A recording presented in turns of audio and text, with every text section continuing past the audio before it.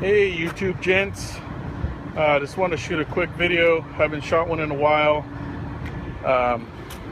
Been kind of limited on what I can get footage on, but got a Husband protocol. Got a rack here. We got a bunch of scrolls. So I got a leak. Found the leak at one of the cases down below. So I need to pump down this rack because I don't have no ball valves at the case. So I gotta shut down this ball valve right here, which is the outlet of this receiver.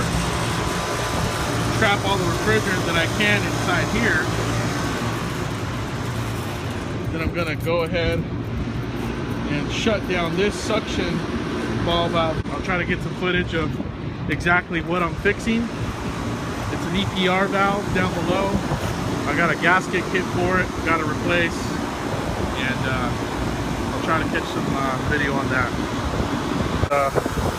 Some of our controls here, such as our oil floats there, the Emerson oil level control system. We got our high pressure switch there. And we got transducer in the back there. We got our liquid line header back there, our suction line header back there. So what this rack is trying to achieve is trying to maintain a suction pressure. So those transducers are registering the suction pressure, so it'll stage on and off compressors as needed to maintain the suction pressure. Then we got EPR valves, evaporator pressure regulator valves, that are down below in the cases, and you set those up to maintain whatever temperature you desire.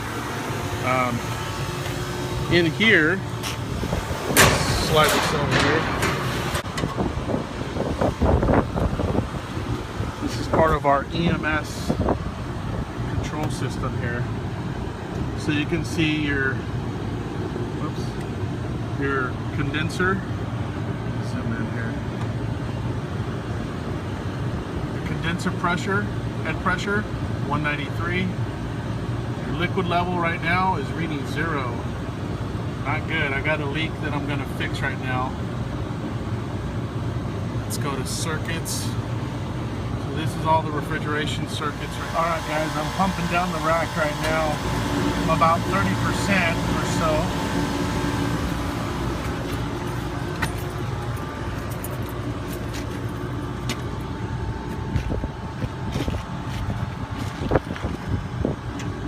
Still got about a 188 head, 57-pound suction. Looks like just one of our compressors is energized out of the 6 compressors total.